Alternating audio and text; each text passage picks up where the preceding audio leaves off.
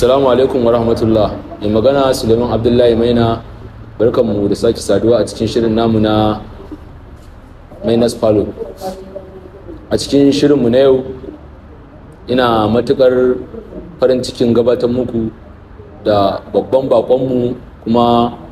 masani akan bangare na tattalin arziki da kuma sanin rayuwar dan adam, tun daga kan yadda ya kamata mutum ya rayuwa daga ƙasa, tunda ba za a zo duniya ba kawai a girma lokaci daya. To zai mana bayani akan yanayin yadda rayuwar dan adam ya kamata kasance tun daga society namu har kuma rayuwa wadda ta gaba, wadda ta aure.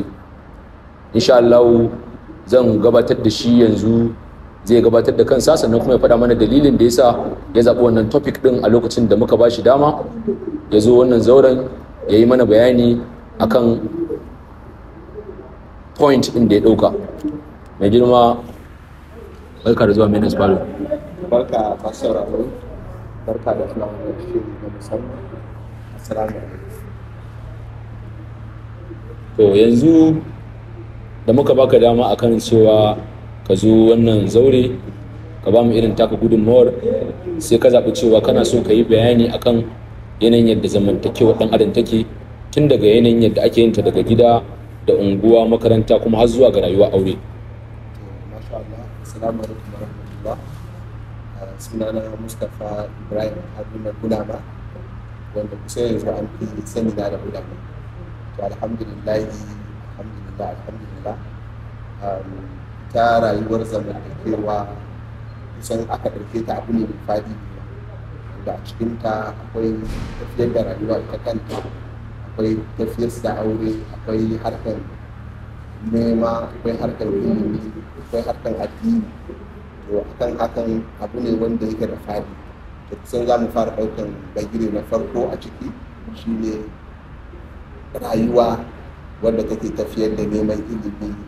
da harkar nema da harkar iyali, wanda ko babu komai idan muka kalli shi dan adam wajibinsa ne ya zamana yana da abu wanda zai a rayuwar shi, wanda kusan a yanzu halin da ƙasa take ciki magana ne na dole dan adam ya zama yana da hankali, yana da nutsuwa gurin yadda zai iya ma rayuwar shi, kada ya zama mashi abinci, kada kuma ya zama da bai sani na yin saboda kalubale da kullum ake fuskanta na canje-canjen al'amurruka na kuma yanayi wanda yau za ka iya waye gari da abu kaza gobe ka tashi ba da shi ba. Akan hakan shi kamar misali da zai iya fara ɗauka a tafiyar rayuwar da ni na taɓa ɗaya experience shi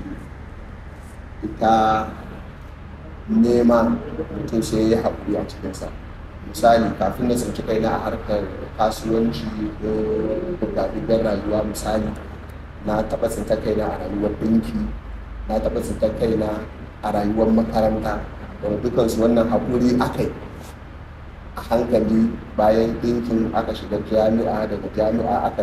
ana cikin jami'ar kuma aka zo magana ta nema, shi ma kanshi a cikin neman aka samu kai wurin tafiye-tafiye zuwa garuruwan da wasu in kaje ma ba sa bin yarenka, wasu ma in kaje ba musulmai bane, wasu ma in kaje suna kallon ka kai ba kowa bane. Amma duk da za a yi haƙuri da kalubalen addini da na ɗabi'u da cultural differences da mutum yake iya fuskanta, amma duka akai haƙuri har Allah ya kawo ana da ta gwagwarmayar kuma da wasu abubuwa da ake da makarta a kansu, wanda nan gaban Allah ya bada lokaci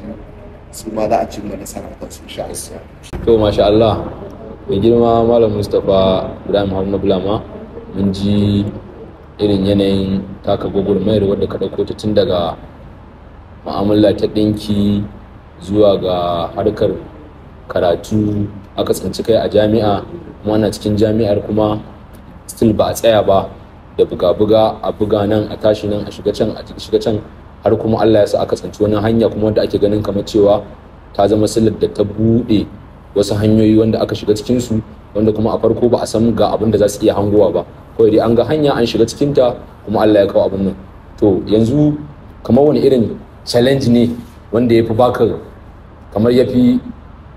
zama maka kamar darasi a cikin hanyar buge-buge wanda kai ka shige su? wanda kuma za ka iya ba wa matasa shawara a kansa akan cewa in dai har mutum zai tsaya da irin wannan kamar a ce discipline, kamar irin wata tarbiyya wadda zai riƙe ta a cikin harkarsa ta nema ko harkar karatunsa, to wannan ana sa mai ran cewa zai cimma gaci. Wani irin yawa alal hakika ba wani abu bane illa abu uku wanda kusan su ne tushe na duk wata cimma nasara, ko karatu ko kasuwanci ko ma me za ka yi. Wa'annan abubuwa guda uku, abu na farko shine haƙuri, abu na biyu juriya, abu na uku shine gaskiya. Wa'annan abubuwa idan insha Allah aka saka su a gaba, misali a san da na tsinci kaina a rayuwa kafin in zo ma ga iya ɗinki, wato kusan abubuwa ne suke tafiya wanda ɗan adam in bai yi haƙuri a wannan lokacin ba zai iya kai ga gaci a rayuwar shi. Kuma muka zo da koyon ɗinkin aka iya, bayan iyawar yanayi na tattalin arziki kasa yana tafiya da harkar ita kanta sana'a. Lokacin da mutane suke a wadace, to a wannan lokacin teloli suke iya samun wadatuwa na ɗinkin. To in kuma aka samu lokaci na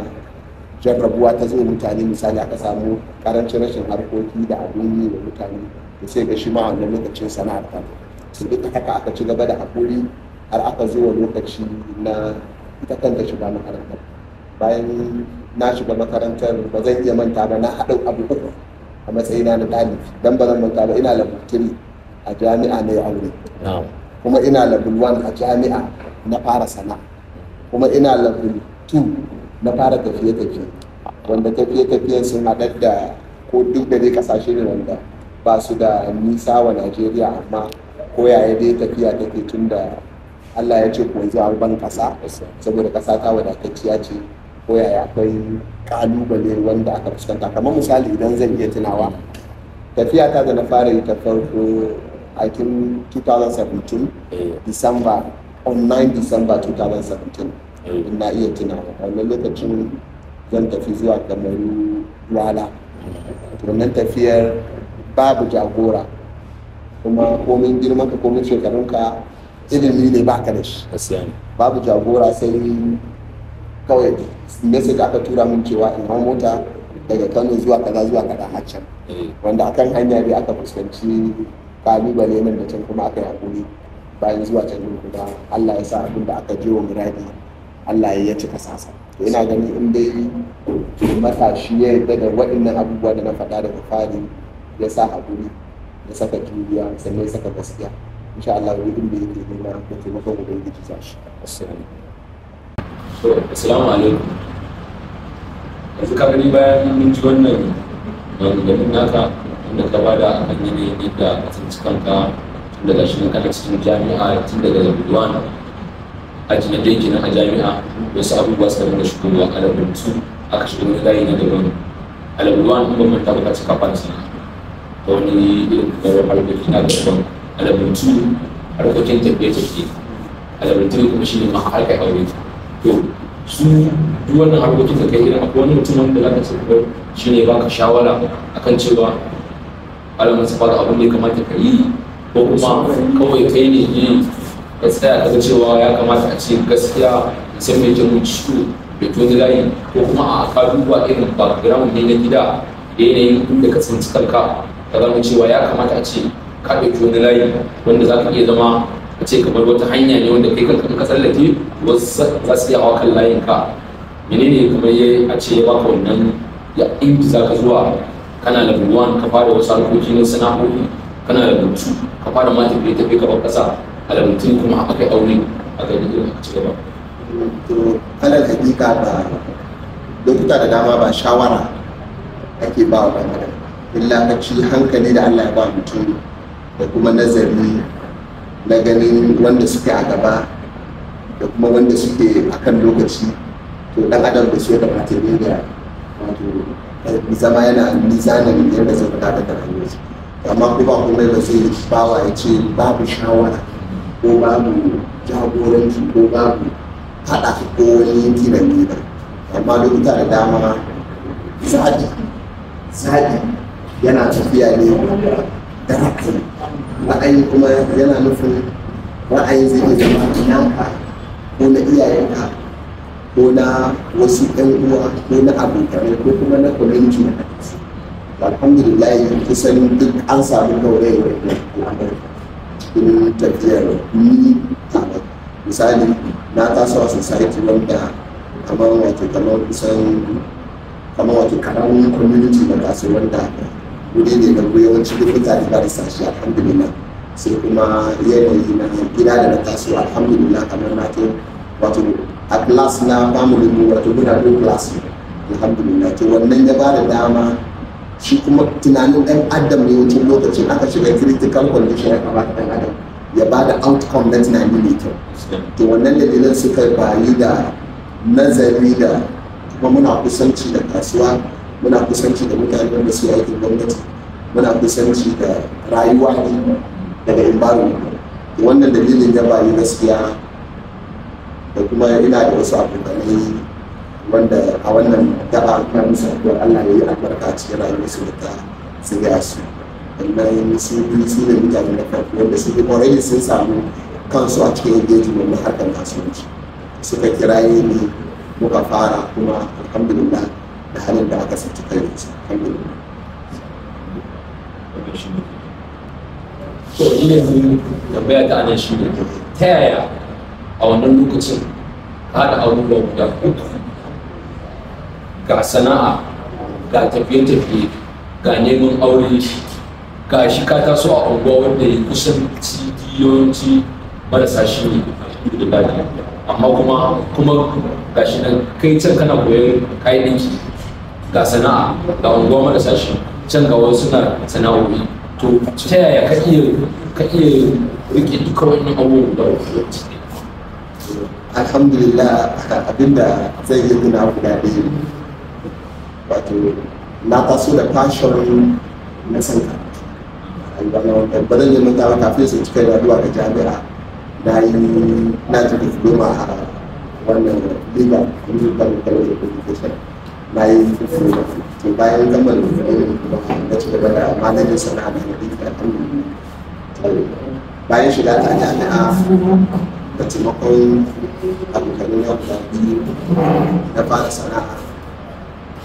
kuma sana'a ce wadda tana da alaƙa da saboda lokacin na samu ɗan wato abubuwa sun matse a kan dole sai mun moving to wani state. Sai na ba da wato jikina na ɗin motsa zuwa wannan garuruwa tun da ban wato farkon shigowa ta ne dole ya kamata I need to do something special wanda zai sa zai samu kamar goyon baya wasu sauran mutane. To ba da wannan na samu na iya mixing wannan abubuwan guda uku ne bisa ga juriya da jajircewa. Dan bari ne manta ba wannan lokacin kusan duk satin duniya ina iya tsinta kaina ko na tafi Kaduna ko kuma na tafi Nijar ko kuma na tafi Kamaru. A duk sati na kan yi wanda wani lokacin za ka samu karancin barci haka za ka yi, za ka samu gajiya haka za ka yi, kuma na iya kokarin ban fashin jami'a a wannan lokacin. Duk classes ina da lectures ba na musu alhamdulillah. Kuma gaskiya na samu mutane ne wanda daga ta bangaren jami'a da kuma wanda muke kasuwanci da su wanda sai dai musu godiya sun dinga bani ƙwarin gwiwa. Duk abin da ya kamata a tallafi ɗan adam sukan tallafa na da shi na shawara na kira, wato ba su kwantar da ni a wannan lokacin da ina cikin ƙalubalen haɗa abubuwa uku ba. Tunda na yi aure, na samu kaina na samu canjin unguwa, ga yanayin kayan aure, ga tafiye-tafiye, ga makaranta, abubuwan gaskiya is very challenging. To alhamdulillah mun iya managing ɗinsu ne da juriya da kuma addu'a, saboda bawa ba zai tafiyar da rayuwarsa babu addu'a da kuma shawara da su abokanan tafiyar da rayuwar da suke kira kwamitin su da shi alhamdulillah. Yanzu su yayin da kamar masu wani ba za su so su ji like irin a makaranta irin kamar abokanan kamar ne akwai wani yau da kamar ya fi ya da ƙarfin gwiwa wajen tunasar da kai abubuwan da suka shafi makaranta? Akwai, suna da yawa, kuma gaskiya suna da yawa. Duk da kasan bara abin aka ce kana da fashion, ni a kankin kaina ni nake da fashion na karatu. To duk wata shawara da wani zai bani zai zama ƙari ne akan abin da ni nake da shi. To kusan ina da ƙwarin gwiwa yawancin lokaci ni nake contacting din su ma kan ya abu ne ko da na san cikin na mana da class da aka gani kokari su bani, wani kuma tunda sun san ina so zai iya yiwa in aka gaba abin ba zai iya ƙalubale. To ya duk wani abubuwan sun bayi ne da ni nake da fashion. Ita kanta sana'ar na lura da a wannan lokutan yadda abubuwa su tafiya a rayuwa, in jari ne kafin ka haɗa shi tun da ba ka da kai sai wanda zai baka, babu wani institution da za ka je su iya kama maka da wannan jarin. To shi yasa ko ya hanya ta zo ma matashi ko kuma koma waye ya kama ta da kyau da kuma yi da sannu da yi gaskiya, kuma kai ya shiriri ta banda harkoki na badala, mutum ya iyaye sai ya zauna lafiyar ta sauran shi kuma Allah ya ce zai sa da duka wani a kan sauransa. Masu sauraron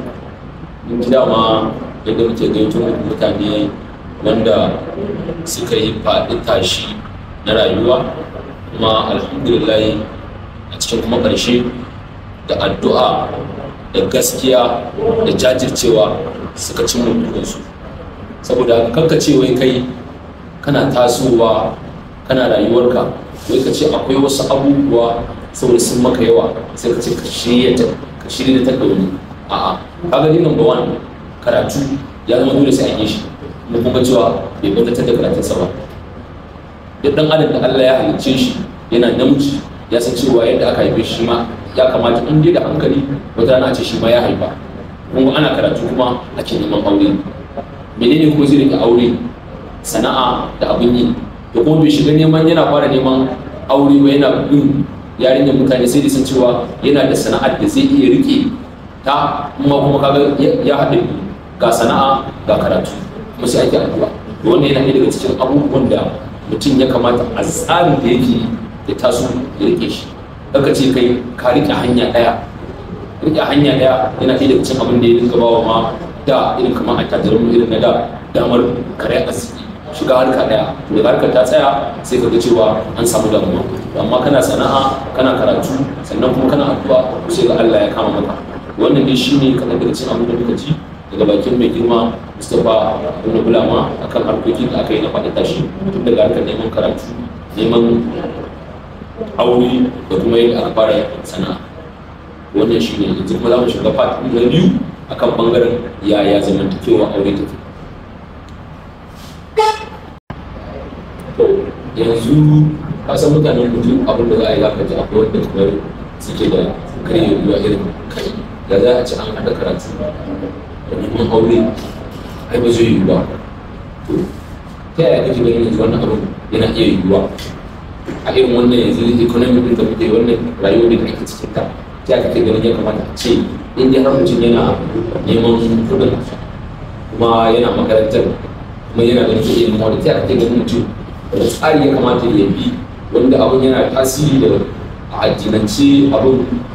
an yi da shi, sannan kuma akan bangaren yanayin ko na tattalin arziki ko na abu zai iya da tsari kake ganin mutum da kamata a ce ya yi. Wato alhamdulillah tsarika suna nan da yawa, kusan kamar dai a wato society da na taso society ne wanda kusan suna yaƙi da zaman banza wato jobless. Tunda alhamdulillah a wani lokacin yayin da suka ɗaya yin sun taso da yanayi na sana'a hannu su, wato kamar generation ɗin da ya zo sai kasance aka samar da ɗinki wanda kusan wanda ya bada damar gaskiya da mutum a tashi mu na rayuwa ba mu tashi ba mu da abin yi, amma mun tashi muna da ƙwarin gwiwa. Sannan kuma baya da muka shiga harkar karatu akwai kwasu daji da ake yi na mota ba na mutum wato tafi ruwa shi wanda gwamnati tana ba da ƙwarin gwiwa ne da kuma wayar da kan matasa na su je su nemi sana'o'i da kuma hanyoyin da za su dogara da kansu. Wanda wani lokacin dogaro da kai wato ba zan shafi ɗan albashi da ɗan aikin gwamnati ba, amma idan mutum ya san wanda nasarori ne suke cikin dogaro da kai to ba lalle ina jin da ɗauki zaɓi na yaje ya zama ɗan albashi ko kuma aka sanar da duk da ita rayuwa kuma da bagire sai an samu wakilai a wannan bangaren yana ganin mutum ya ɗauki tushe tun fari ya ɗauki tsari na sana'a wadda zai yi ta ne mutum kafin jami'a ko kuma yana jami'a duka zai iya haɗawa yana jami'ar sa kuma yana sana'ar sa haka ya haɗa ya yi auren shi na jin ba abin da zai zama insha Allah.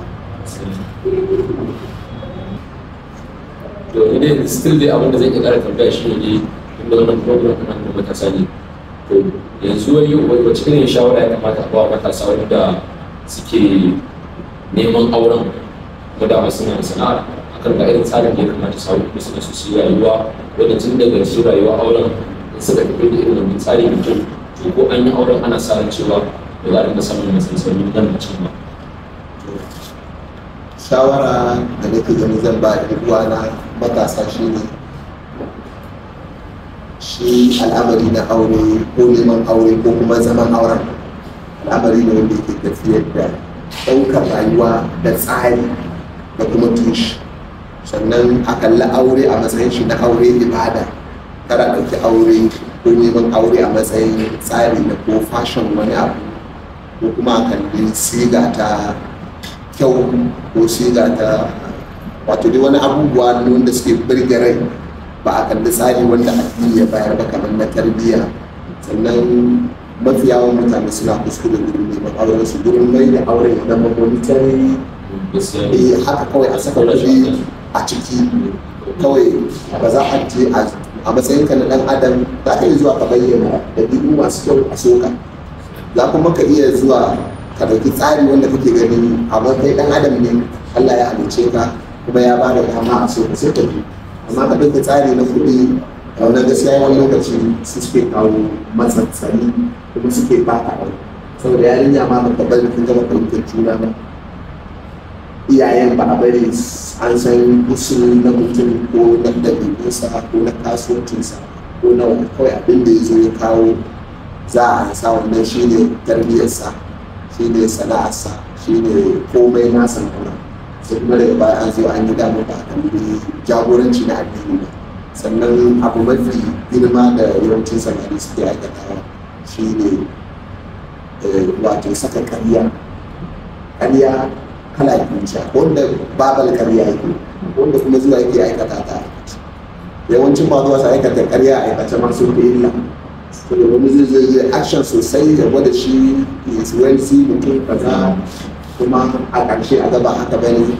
kuma da su iyayen yarinyar abin da suka kalla ke amma ina ganin kowa yake ko mun rashin ka ko mun waye ke ko ya kake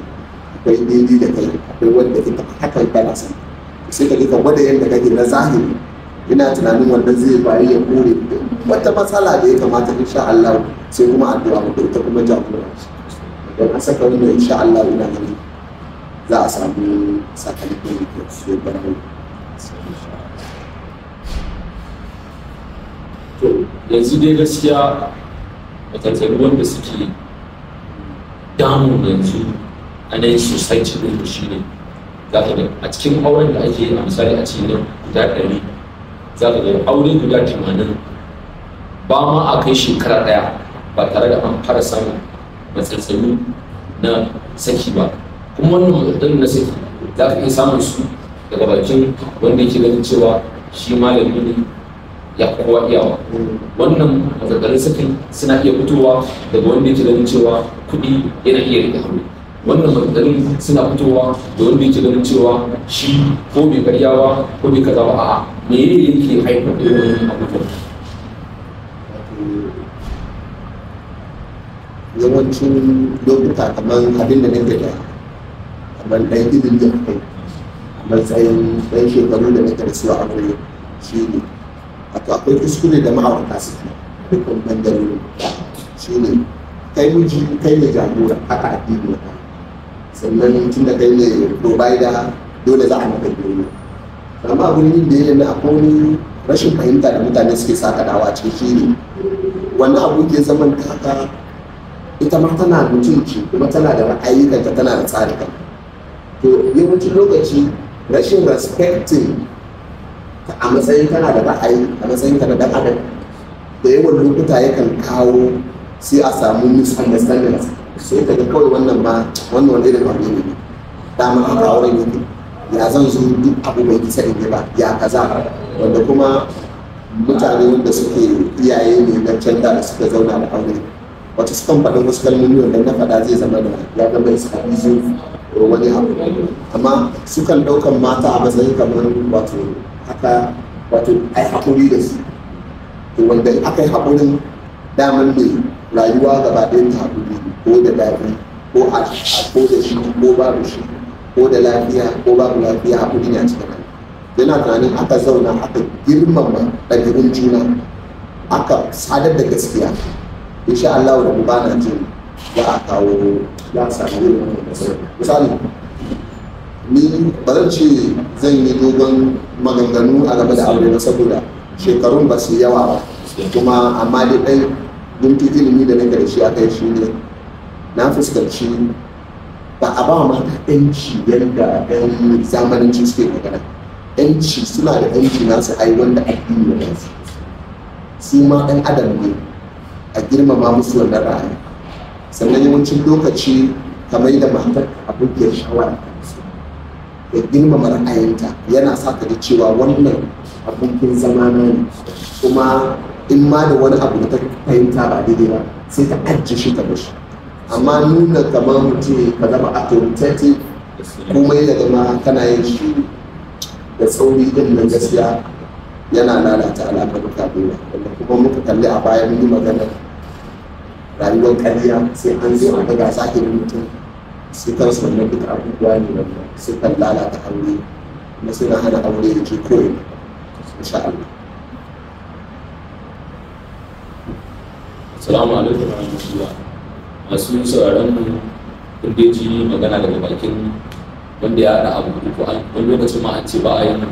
gudu da su sabuwa wani, to amma kusan a nan an karya tsarin wannan magana ta bawo shi, don gashi an haɗa gudu da su sabuwa wani. Duk mutumin da ya yi karatu da neman aure da sana'a a lokaci daya to kusan ya yi haka ne. To amma kuma ta da wasu key point, wasu abu da aka kawo da gaskiya, jajircewa da addu'a tana sa waɗannan abubuwa guda uku su tabbata. Kuma akwai wasu abubuwa wanda a ƙara haɗarsu a kan yanayin yadda suke kawo dalilan da yasa ake samun rabuwar aure. Akwai rashin girmama ra'ayi. Ya kamata da kake ɗan adam kake da ra'ayi to ka tabbatar da cewa ita ma yarinyar da kake so soyayya ce ta kai ka, ba abin da ya kai ka gurinta illa yarda da ra'ayinta. A farko ya kamata a ce kai ma ka yi haƙuri, ka girmama ra'ayinta, sannan kuma ka mai da ita abokiyar shawararka, domin dai kowa komai ne ko mutuwa kai ita ce za ta tarbiyyantar da ɗan da kake ganin cewa kana so ya tafi akan ra'ayinka. To ba za ta taɓa tarbiyyantar da ɗanka ba akan tarbiyyar kai in dai kai baka girmama ra'ayinta ba. Amma idan ta fuskanci da ra'ayin naka ka mai da ita abokiyar shawara, ita ma za ta maka adalci. Kuma shi wannan falo ne wanda ban so in bayyana muku shi wannan bakon wane ne a wajena ba, to amma yanayi na ni kaina a matsayin wannan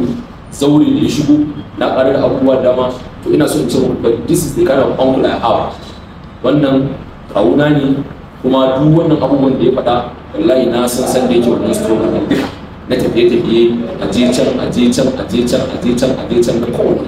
kuma da ƙarshe na ɗaya daga cikin wanda muke iya kallo a matsayin mutum wanda za ka kalle sa sannan ka iya gane cewa abin da ya faɗa ɗin gaskiya ne ko ba gaskiya ba ne ba. Da wannan muka zo ƙarshen wannan program ɗin, kuma muke fatan cewa matasa tun daga mata da ma'aurata da wanda suke karatu da wanda suke neman kuɗi za su amfana da wannan galagalan kalmomin da suka ji su daga bakin mutum wanda za ku iya kiran shi scholar ne kuma entrepreneur ne shi. Za ku amfana da abubuwan da ya faɗa kuma za ku sa su a mizani. Allah ubangiji ya kuma sace na gaba cikin program ɗin da mai